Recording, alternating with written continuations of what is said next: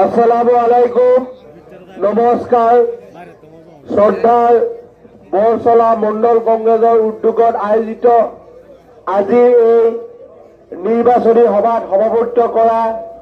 বৰচলা মণ্ডল কংগ্ৰেছৰ সভাপতি মহোদয়, উপস্থিত লাহৰীঘাট ব্লক কংগ্ৰেছৰ সাধাৰণ সম্পাদকসকল, উপস্থিত মোৰ পিতৃতুল্য শামছুল হক ডাঙৰীয়া, গিয়াছুদ্দিন ডাঙৰীয়াকে প্ৰমুখ কৰি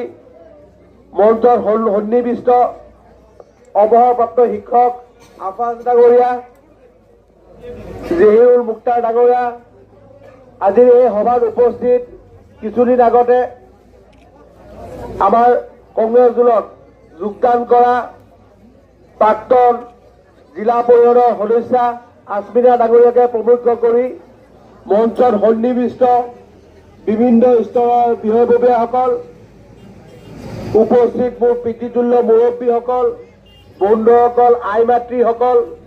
NSY ইউথ কংগ্ৰেছ, সেৱা দল, মাইনৰিটি, মহিলাকে আদি কৰি কংগ্ৰেছৰ বিভিন্ন স্তৰৰ বিষয়ববীয়াসকল আৰু বিশেষকৈ আজিৰ এই সভাত একত্ৰিত হোৱা প্ৰত্যেকজন নিৰ্বাচন সচেতন ৰাইজ, পোনপ্ৰথমে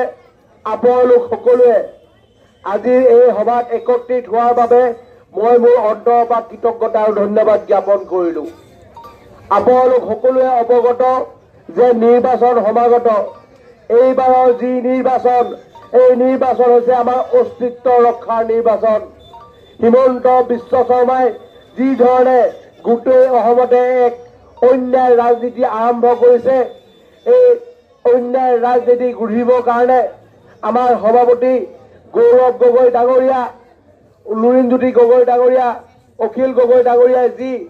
বিৰোধী ঐক্য মঞ্চ বনাইছে আৰু তেখেতসকলে যি